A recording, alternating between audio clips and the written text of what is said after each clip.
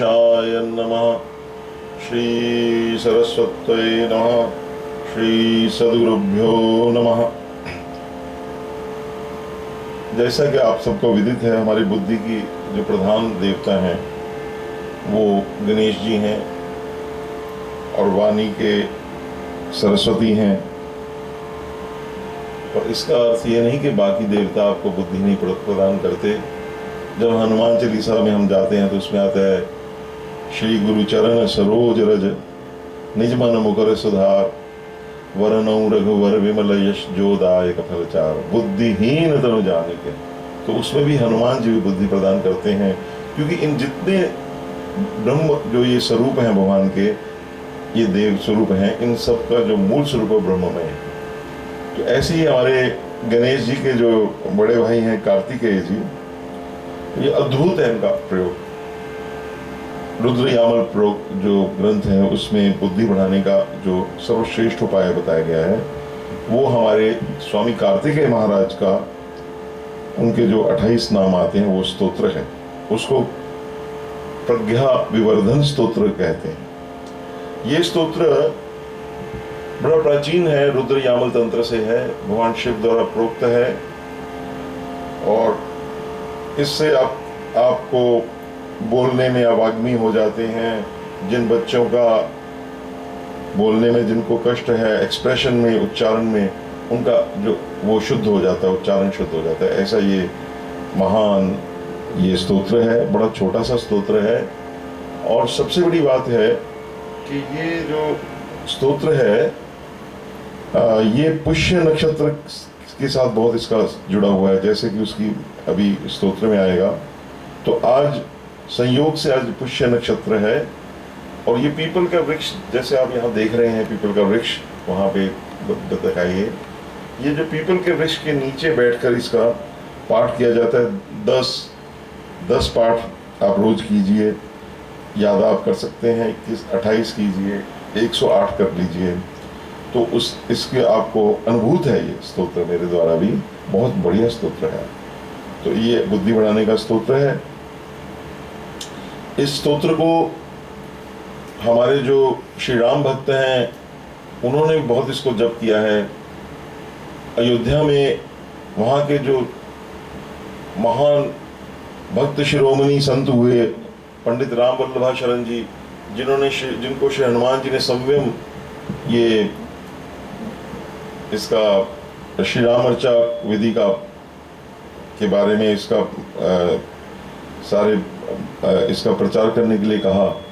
उनके सदगुरु ने भी उनको ये प्रज्ञा विवर्धन स्तोत्र दिया था। उससे उनकी बुद्धि इतनी विकसित हो गई थी, इतनी प्रांजल हो गई थी कि वो जो ग्रंथ पढ़ते उनको तत्क्षण याद हो जाता।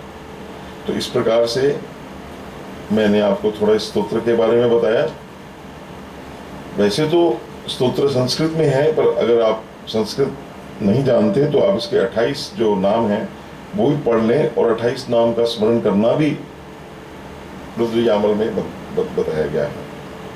तो आज हम सबसे पहले जिनका स्तोत्र है उनका ध्यान करना चाहिए। तो हम सुब्रमण्यम जो कार्तिकेय जो हैं उनका ध्यान करें और उसके बाद उसका हम वर्णन करते हैं।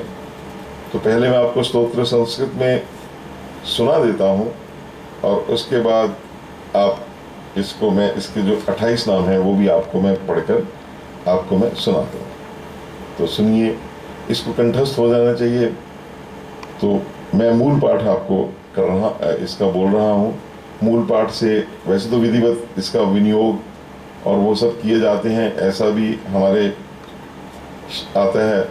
तो इसका जो विनियोग कैसा है, अस्य श्री प्रज्ञा विवर्धन स्तोत्र मंत्रस्य सनत कुमार ऋषि स्वामी कार्तिकेयो देवता अनुष्टुप छंदः। इसके जो ऋषि हैं, मंत्र दृष्टा, वो सनत कुमार हैं।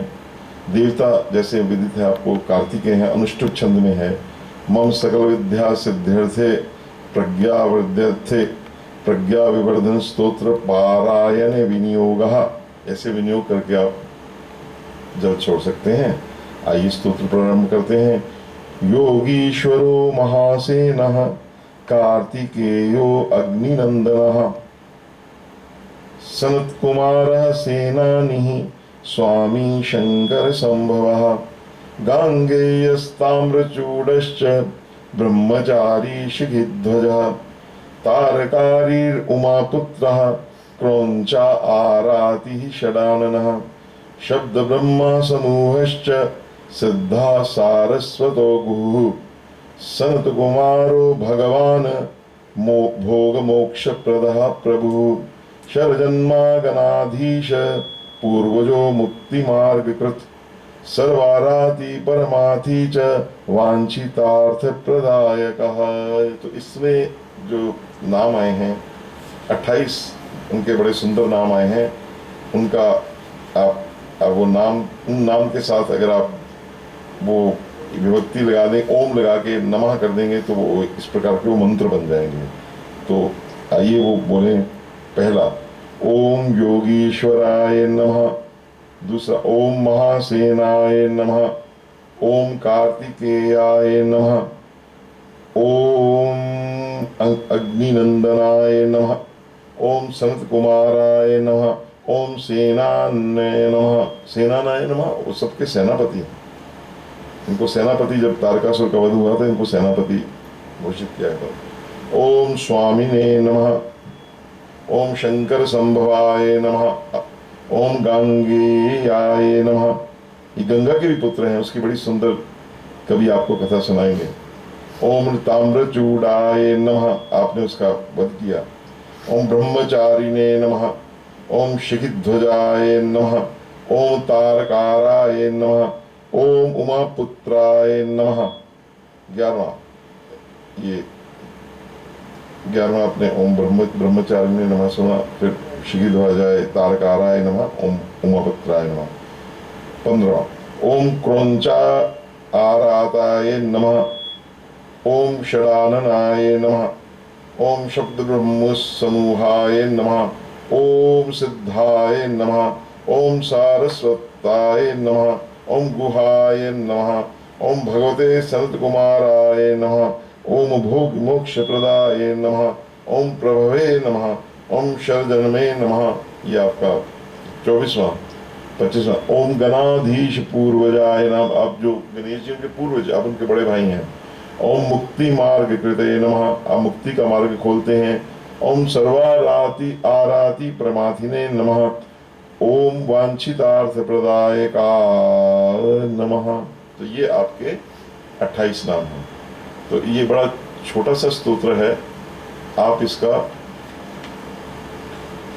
कम से कम 10 बार पाठ कीजिए, आज से शुरू कीजिए और अगले पुष्य नक्षत्र जो गालबिन 1 महीने तक आएगा, आप इसका पाठ करके देखिए क्या होता है। ये महामंत्र में इसके मंत्र नाम है, इसमें कोई संशय नहीं है। तो अब इसकी उन्होंने फलश्रुति भी जो बताई, अष्टाविशंति नामानि 28। श्रीकालम तू ही या पठे, जो इसको पढ़ता है प्रकर्ष श्रद्धायुक्तो मूको वाचस्पतिर्भवेत्, वो वाचस्पति हो जाता है, मूक भी। महामंत्रमयानाम च महानामनाम प्रकीर्तनात्, इसके नामों का भी हमने जैसे इसका कीर्तन करना चाहिए। महाप्रज्ञामवाप्नोति नात्र कार्या विचारणा, पुष्य नक्षत्र आमारंभ्य, आज पुष्य नक्षत्र पे 10 वारम पठेन नरः, पुष्य नक्षत्र पर्यंता अश्वत्थ, अश्वत्थ कहते हैं पीपल का पेड़, भगवान कहते हैं इस पेड़ों में अश्वत्थ मैं हूँ। दिने दिन पढ़ते रहे। पुनश्चरण मात्रेण सर्व पापे प्रमुच्यते। बोल शंकर भगवान की जय, स्वामी कार्तिकेय भगवान की जय। आइए 2 मिनट उनका कीर्तन करते हैं। भगवान उनका, हमारे जो अपना कार्तिकेय भगवान है, उनका नाम बड़ा सुंदर है, सुब्रह्मण्य।